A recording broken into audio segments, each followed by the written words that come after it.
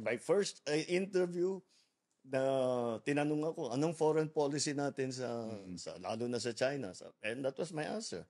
Hindi naman nagbabago because continuing to defend strongly our territory is not mutually exclusive from being a friend to all and an enemy of none. Wala naman talaga tayong kinakalaban eh. Lahat naman kinakaibigan natin. Pero ipagtatanggol natin ang soberanya ng Pilipinas, ipagtatanggol natin ang teritoryo ng Pilipinas. You can do both. You don't have to choose one or the other. So ganyan ang ating position. We will certainly try because it is very, very important.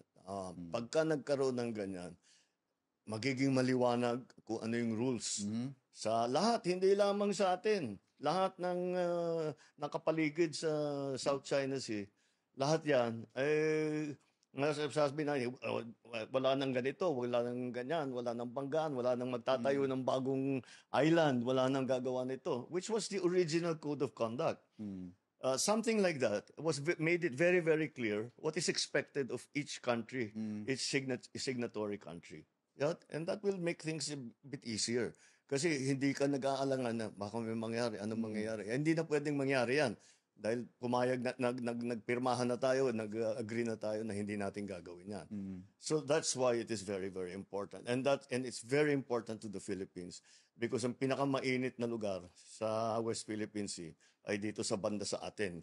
Kaya mahalaga sa atin na magkaroon tayo ng Code of Conduct.